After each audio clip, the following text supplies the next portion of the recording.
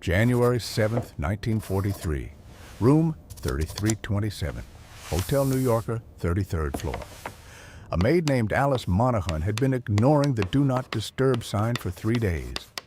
When she finally pushed the door open, she found him there, still alone, in the dark. No family, no colleagues, no one who even knew he hadn't answered the door for 72 hours. The man who lit up the world had died in silence. His name was Nikola Tesla. And within hours of his death, government agents were already in that room, rifling through his notes, seizing his files, erasing whatever they could find. A man who had been largely forgotten by the public was suddenly, in death, considered dangerous enough to warrant a federal operation. That should tell you everything, because this is not a story about a scientist. It is a story about a man who could see the future, clearly, completely, decades ahead of everyone around him, and was destroyed for it. Not by enemies, not by governments, but by the very people who used his genius to build their empires and then threw him away when he became inconvenient. But to understand how this man ended up dying alone in a Manhattan hotel room, we need to go back, all the way back, to a tiny village in a part of Europe that most people couldn't find on a map, where a thunderstorm changed the course of human history. Smiljan, July 10th, 1856. A flash of lightning splits the sky over a small Serbian village in what is today Croatia. At that exact moment, Nikola Tesla is born. His mother, Duka Mandic, looks at the stormy sky and decides this is a sign. She turns to the midwife and says, "This child will be a child of light." She had no idea how right she was. Duka was not a formally educated woman. She could not read or write, but she had a mind like a workshop. She spent her days inventing small tools and mechanical devices to make life easier around the house. Looms, churns, household appliances, all without a single day of formal schooling. Tesla would later say that everything he had came from her, that she was a first-class inventor, and that he simply inherited her gift. His father, Milutin, was a Serbian Orthodox priest, a man of deep intellect and even deeper expectations. He wanted Nikola to follow him into the church. He wanted a son who would carry the torch of faith. What he got instead was a son who would carry the torch of electricity, literally. Tesla was the fourth of 5 children, and from the very beginning, he was different. He had flashes of light in his vision, real, physical flashes, triggered by stress, excitement, or even just strong emotions. He had hallucinations so vivid that he couldn't tell them apart from reality. His mind ran faster than his body could keep up with. And rather than fear these episodes, Tesla learned to harness them. He taught himself to visualize entire machines inside his mind, rotating, functioning, testable, before ever touching a single piece of metal. By the time he built something in real life, he had already built it 1,000 times in his head. There was another force that shaped him, a dark one. When Tesla was 5 years old, his brilliant older brother Dane, by all accounts, the golden child of the family, the one expected to do great things, died in a horse riding accident. And Tesla, just a small boy watching his parents grieve, felt something shift inside him. He began to believe that no matter what he accomplished, he would never be as loved as the brother who was gone. That belief would follow him for the rest of his life. He would spend decades trying to prove himself to a world that, more often than not, simply was not watching. As a teenager, Tesla became obsessed with electricity. He described seeing a demonstration by a physics professor, sparks flying from a machine, the room crackling with static, and feeling something unlock inside him. He wanted to know everything. He wanted to control that force. He enrolled in engineering school in Graz, Austria. He was extraordinary. He studied for 19 hours a day. His professors wrote letters to his father warning that the boy was working himself to death. Then his father died. The money dried up. Tesla had to drop out of university, never receiving a formal degree. He drifted through Europe, Budapest, Paris, working odd jobs, pitching ideas that nobody wanted to hear. But in 1882, while taking a walk in a park in Budapest at sunset, something happened. Tesla stopped dead in his tracks, grabbed his friend's arm, and began drawing in the dirt with a stick. In that moment, standing there in a park, using a stick in the dirt, Tesla had solved one of the greatest engineering problems of his time. He had visualized completely and perfectly the mechanism for an alternating current induction motor, the thing that would one day power the entire world. He just needed someone to help him build it. 2 years later, he arrived in New York. He had 4 cents in his pocket, a few poems, some calculations for a flying machine, and a letter of introduction to Thomas Edison.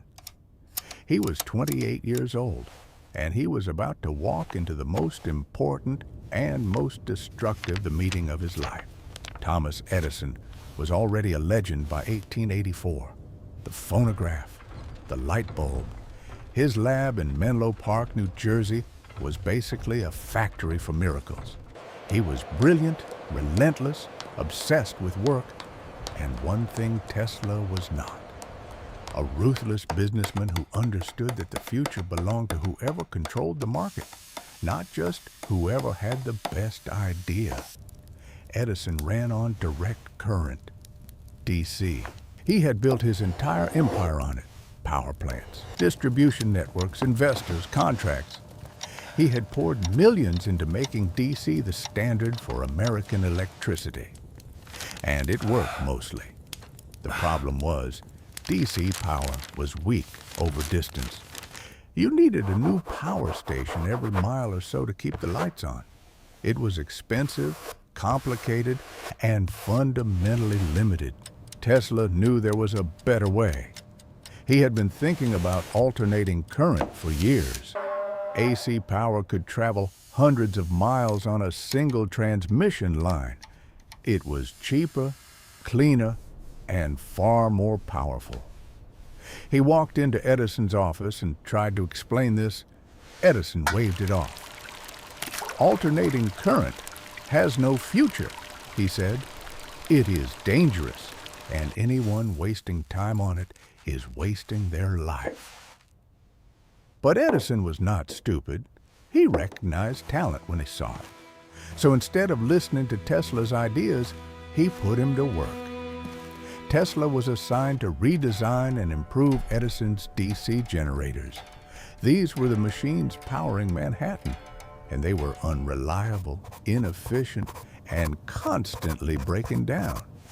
Edison, apparently in a generous moment, looked at Tesla and made a promise.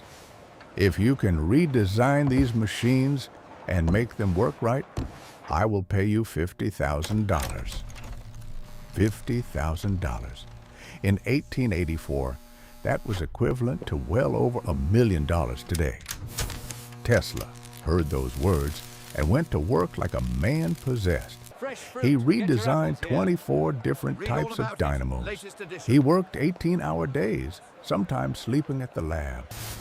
Month after month, he tore apart Edison's machines and rebuilt them from the ground up. More efficient, more reliable, better in every measurable way. When it was done, Tesla went to Edison to collect. Edison laughed. "You don't understand American humor, Tesla," he said. The whole thing had been a joke. There was no $50,000. Instead, Edison offered him a $10 per week raise. Tesla looked at him for a long moment, then turned around and walked out. His diary entry for that period covers 2 pages, December 7th, 1884 to January 4th, 1885, and contains just 3 words written across both. Goodbye, Edison Machine Works. He was broke, he was betrayed, and for a while, he was digging ditches on the streets of New York just to survive. This brilliant man, with the man who had visualized the motor that would power the modern world, was shoveling dirt for $2 a day. But the story was far from over, because someone else had been watching Tesla. And this person, unlike Edison, was smart enough to recognize not just what Tesla had built, but what Tesla was going to build next. His name was George Westinghouse. And where Edison was a showman and a brawler, Westinghouse was a builder. He had made his fortune in railway air brakes, and he understood one thing deeply: the best technology wins. He had seen Tesla demonstrate alternating current motors, and he knew immediately what it meant. He called Tesla into his office, listened to everything the man had to say, and then made him an offer: $60,000 in cash and stock, plus royalties on every unit of AC power sold. Tesla shook his hand, and Edison went to war.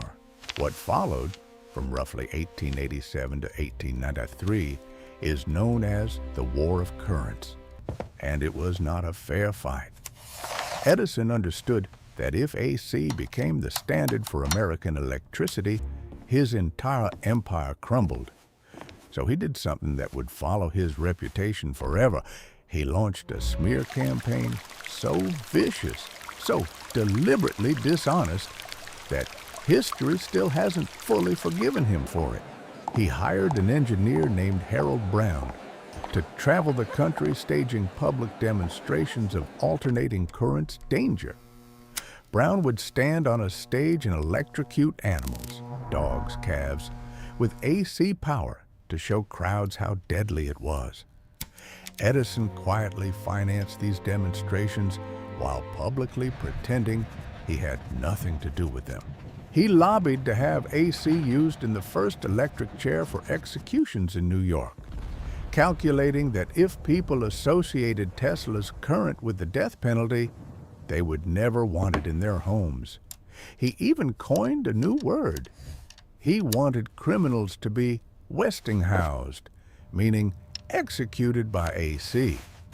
In 1903, an elephant named Topsy was electrocuted at Coney Island using AC power, and Edison filmed the whole thing.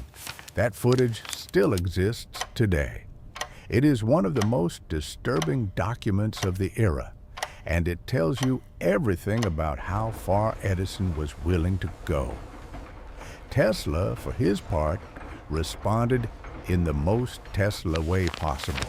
He gave public lectures where he held AC current in his bare hands, letting it pass through his body and light up a fluorescent lamp, to show that his system, used properly, was safe. He was elegant, theatrical, and utterly unafraid.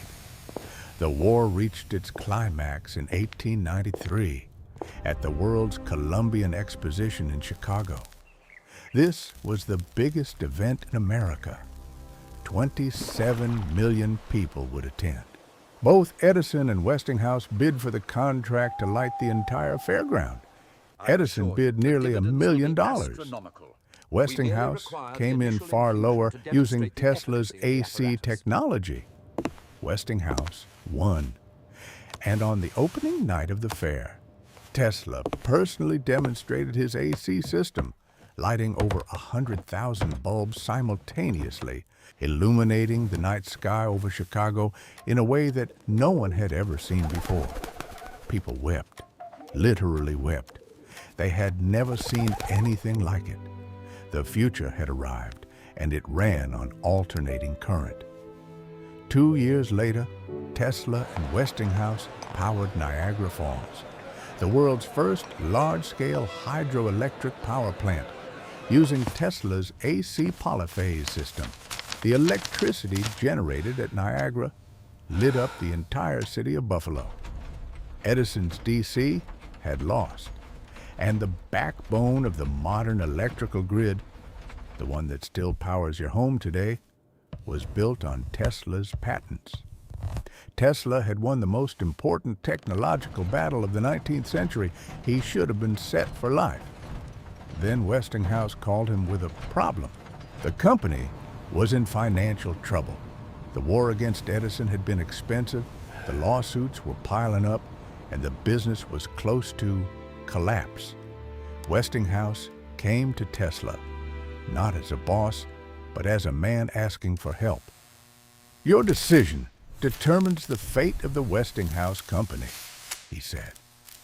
Tesla looked at the royalty contract he held in his hands. Under that contract, he was owed what would have amounted to billions of dollars over the coming decades. Every home, every factory, every city that ran on AC power would have paid him. He picked up the contract, and he tore it in half. He walked away from a fortune out of gratitude to the one man who had never tried to cheat him. That single act of generosity cost Tesla everything that came next. With the royalties gone and the war of currents won, Tesla turned his mind to the next thing. And with Tesla, the next thing was always something that sounded completely insane, until 30 years later, when it turned out to be real. This time, the idea was this: what if electricity didn't need wires at all? Not just radio, not just signals. Tesla believed he could transmit actual electrical power, energy itself, wirelessly through the Earth and through the atmosphere to anyone on the planet, for free. No cables, no meters, no power companies, just energy available everywhere, the way sunlight is available everywhere.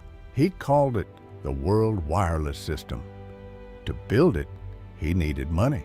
And there was only one man in America in 1901 with that kind of money to spare: J.P. Morgan, the most powerful banker in the world, a man who owned railroads and steel and banks and had single-handedly bailed out the United States government during a financial crisis. Morgan agreed to meet Tesla, and Tesla, charismatic, visionary, completely irresistible when he wanted to be, sold him on the idea of a wireless communications tower, a way to send messages and news across the Atlantic to compete with and destroy Marconi's radio system. Morgan wrote a check for $150. Tesla bought 200 acres of land on Long Island in a place called Shoreham, New York. He hired the most famous architect of the age, Stanford White, to design the facility. And construction began on what would become known as Wardenclyffe Tower, a 187-foot wooden structure topped with a 55-ton steel dome, with a network of iron rods and copper plates buried 300 feet into the ground beneath it. Looking at old photographs of Wardenclyffe, it is impossible not to think of science fiction.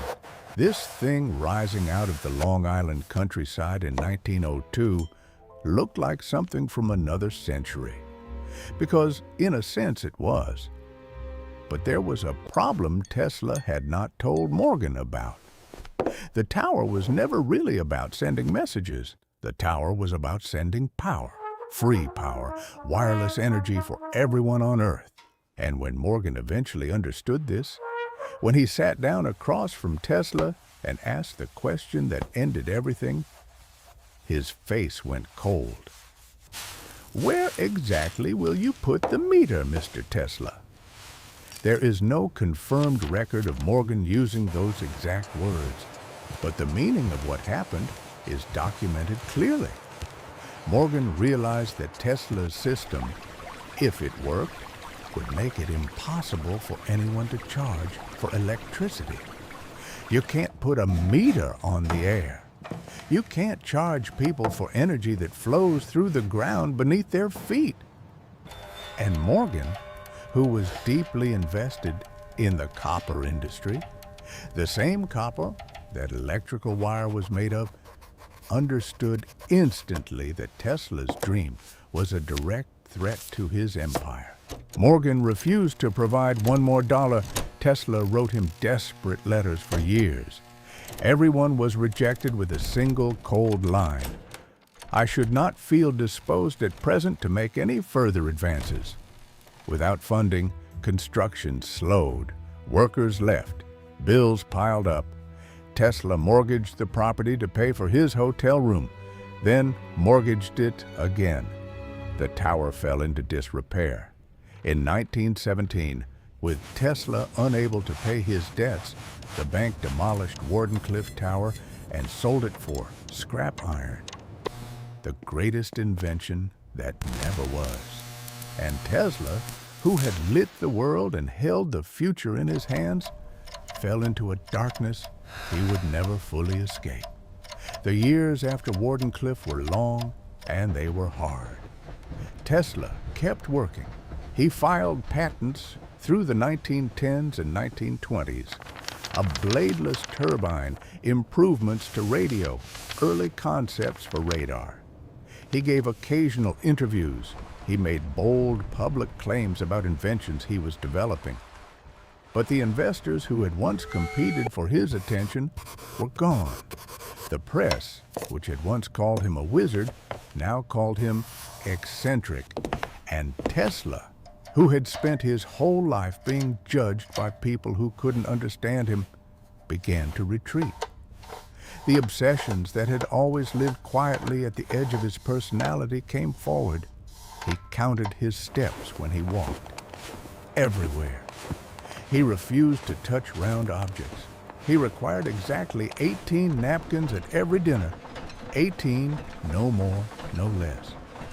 He became obsessed with the numbers 3, 6, and 9, and would circle a building 3 times before entering it.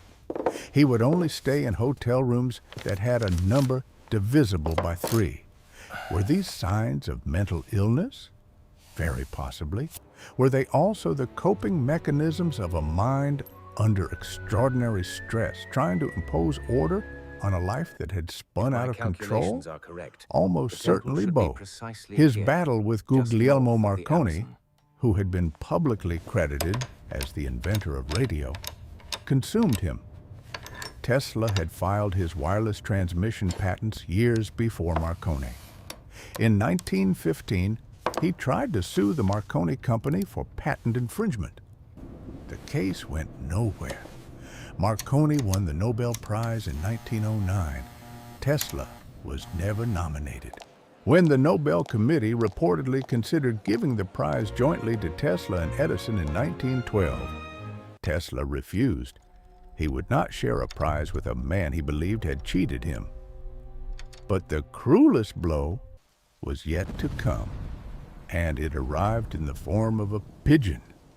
In his final decade, Tesla began feeding pigeons in Bryant Park, then bringing them back to his hotel rooms. He fed them, cared for them, named them.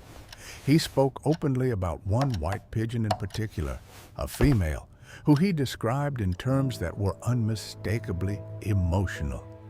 He said she was the joy of his life, that he understood her, that she came to him when he called. When that pigeon died, Tesla told reporters, "I felt it as any man would feel the loss of something dear."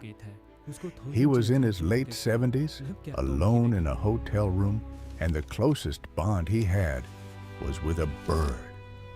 He had moved through New York's luxury hotels, leaving behind unpaid bills at each one.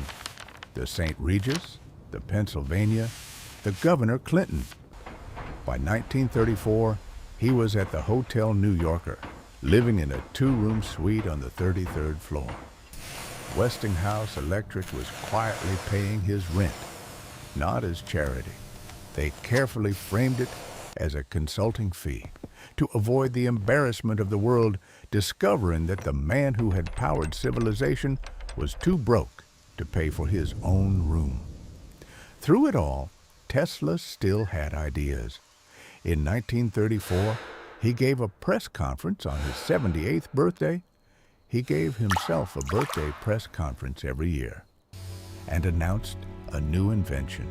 He called it a teleforce weapon, a particle beam device that could send concentrated beams of energy through the air and destroy an entire fleet of 10 Rouse enemy airplanes from 200 miles away. The newspapers called it the death ray. Tesla called it a peace weapon. He shopped it to the American military, to the British, to the Soviets. Nobody bought it, but someone was paying attention. Because when Tesla died on January 7th, 1943, when maid Alice Monaghan finally pushed open the door of room 3327 and found him there, cold and still, the government did not wait for the funeral. Within hours, agents from the Office of Alien Property Custodian were inside that room. Not FBI agents technically, but acting on FBI orders. They seized every paper, every notebook, every file they could find. And they did this despite the fact that Tesla was an American citizen. They simply used a wartime law meant to seize property from foreign nationals and applied it to one of the greatest Americans who ever lived. His nephew, Sava Kosanovich, arrived to find the body gone and many of the papers already missing. The remaining belongings were transported to a warehouse in Manhattan, sealed under government classification, and handed to a committee of scientists for review. One of those scientists was a professor of electrical engineering from MIT. His name was John G. Trump. He was the uncle of Donald Trump. His official report, after reviewing all of Tesla's papers, concluded no dangerous weapons, nothing of military significance. Most of it, he said, was incomplete and reflected the thinking of a man in his 80s. But much of Tesla's work was never returned. It ended up classified as top secret, passed between agencies, and remained locked away for decades. To this day, not everything has been fully accounted for. A few months after Tesla died, something happened that history tends to overlook. The United States Supreme Court, in a case that had been working through the courts for years, ruled that Nikola Tesla was the true originator of radio transmission, not Marconi. Tesla. The patents that Marconi had used to become famous and wealthy were found to have been built on Tesla's prior work. The court formally recognized what Tesla had been saying for decades. The ruling came on June 21st, 1943. Tesla had been dead for less than 6 months. The man who invented radio did not live to hear himself called its inventor. That is the defining cruelty of Tesla's story. The world kept catching up to him, but always just a little too late. Let's take stock of what this one man gave us. The AC power system that runs through the walls of your home right now. That is Tesla. The motor inside your refrigerator, your washing machine, your electric car, that runs on principles Tesla patented in 1888. The radio you listen to, Tesla. The fluorescent lighting in offices and hospitals. Tesla was demonstrating that in the 1890s. The remote control, Tesla built a radio-controlled boat in 1898 and demonstrated it in Madison Square Garden. The basic concepts behind radar, X-ray technology, neon lights, robotics, wireless energy transfer, all roads lead back to this one man, this one mind, this one life. The international system of units named the measurement of magnetic flux density after him, the Tesla. That happened in 1960, 17 years after he died. There was no Nobel Prize, no major award, no statue in Washington, no school named after him in the country that benefited most from his work.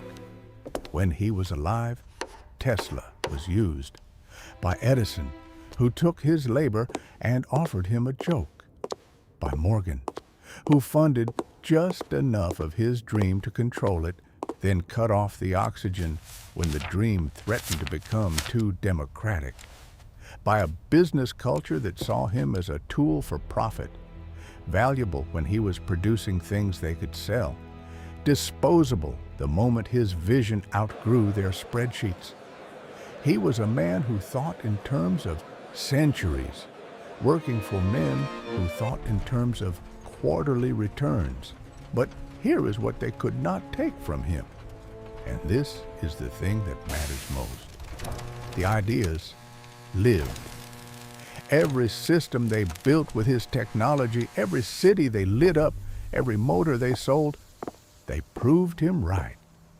Even their exploitation of his work was an admission that the work was extraordinary. You don't steal from people who have nothing worth stealing.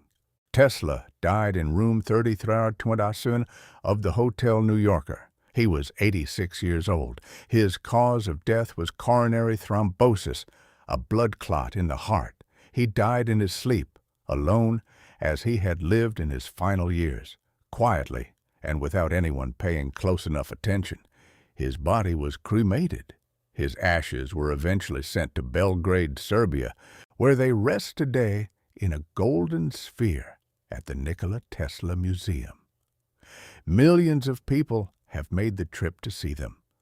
Today, the word Tesla is everywhere. The most valuable car company in the world carries his name. Every time someone charges an electric vehicle, they are using the technology of a man who died broke in a hotel room. Every time someone uses a wireless device, a phone, a tablet, a speaker, they are operating inside the electromagnetic framework that Tesla spent his life building. Every time the lights come on, Nikola Tesla is in the room. He didn't lose.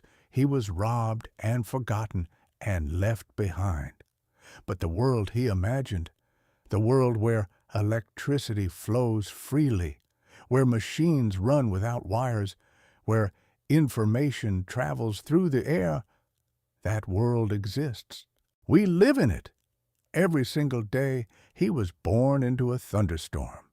He died in the silence of a January night. And in between those two moments, he changed everything.